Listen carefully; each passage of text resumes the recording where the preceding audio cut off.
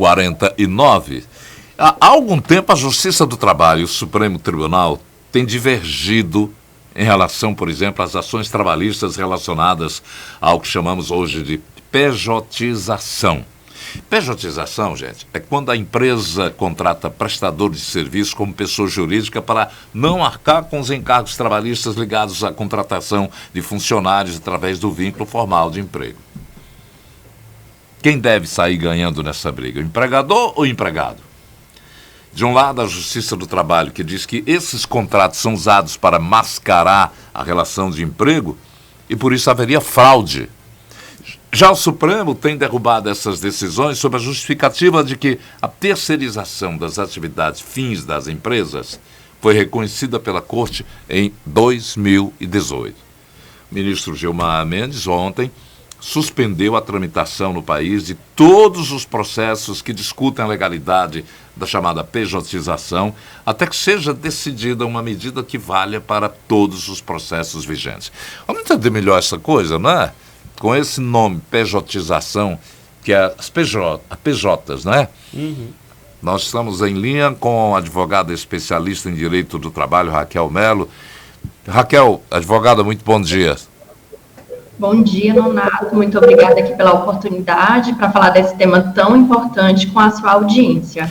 Eu comecei falando sobre quem deve sair ganhando. Analistas acreditam que nessa briga entre Justiça do Trabalho e o Supremo, as empresas devem sair na vantagem. O que é que a senhora acha? A gente vem acompanhando, como bem pontuado, né, que há uma divergência aí de decisões. A Justiça do Trabalho, como bem conhecida, ela é uma justiça mais protetiva ao trabalhador e ela vem entendendo que essas relações de contrato de PJ, trabalhadores autônomos, né, essa modalidade, digamos assim, de terceirização, ela estaria aí infringindo a CLT, que traz os requisitos de um empregado, né, de um vínculo empregatício.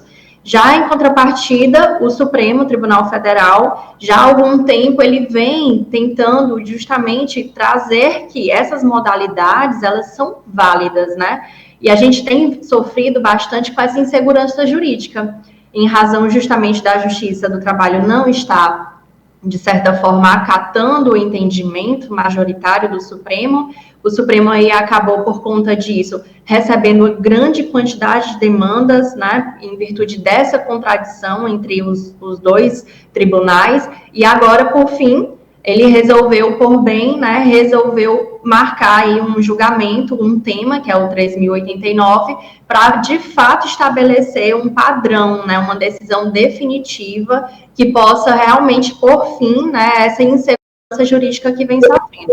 Acredito eu que, em razão do posicionamento que o Supremo já vem trazendo, né, nos nossos julgamentos aí no dia a dia, ele vai manter essa postura de que esse empregado que é contratado como PJ, mesmo sendo um trabalhador, né, pessoa física, subordinado, não havendo uma fraude, de fato, na contratação, ele vai ser, sim, um prestador de serviço legal, é uma prestação de serviço lícita, né? Então, acredito que ele vai seguir essa posição, mas a gente vai ter que ver justamente como vai encaixar esse julgamento, né? São pessoas também interessadas que tem uma solução pacífica e, por fim, definitiva desse tema. Agora, Raquel, o ministro Gilmar Mendes já chegou a dizer que essa terceirização de atividades foi reconhecida pela Corte em 2018.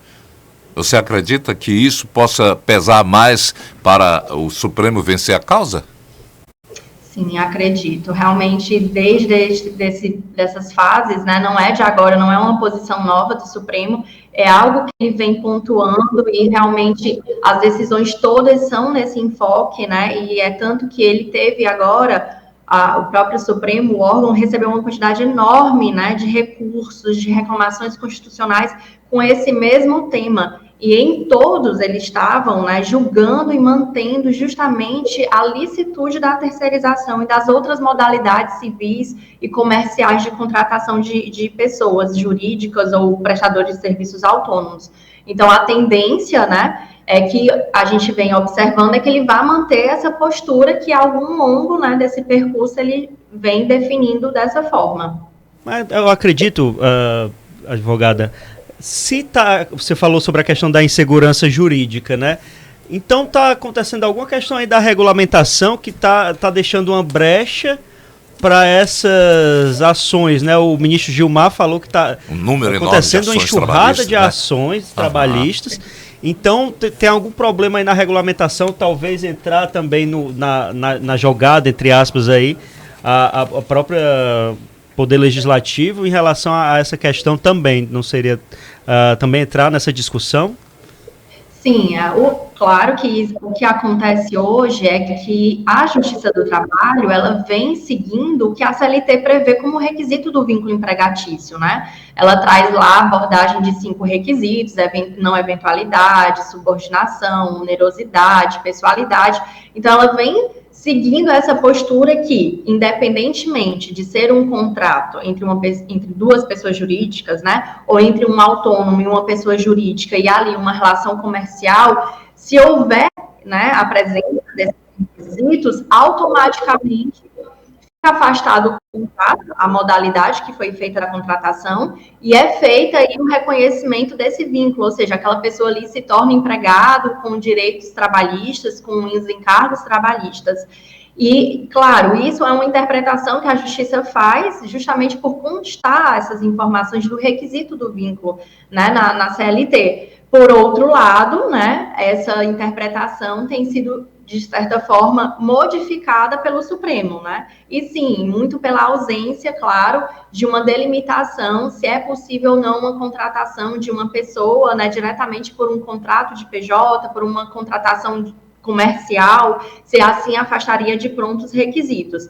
Mas acredito eu que o Supremo, ele está preocupado, né, com essa grande quantidade aí de demandas, e não só da quantidade de demandas, mas como o próprio também, a própria Justiça do Trabalho, como ela não tem seguido o entendimento do Supremo, agora, por fim, eles tendem a tentar solidificar, né, qual é a decisão definitiva, justamente pela ausência aí de uma legislação que especifique essa questão do tema aí constitucional.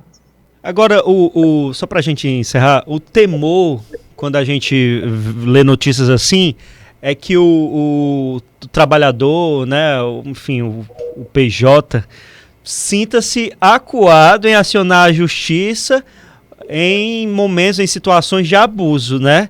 Talvez em flagrante abuso, né? A justiça talvez vai saber diferenciar, né, nesse sentido. Vai ser válido ainda para o trabalhador acionar a justiça, no caso assim de pejotização? Sim, com certeza. A gente perdeu o sinal. Raquel, você está me ouvindo? A gente perdeu o sinal agora na última pergunta com a Raquel Mello. A gente estava conversando aqui com a Raquel Mello, advogada especialista em direito do trabalho. A gente vai tentar refazer o contato aqui. A gente vai para o intervalo, volta já já.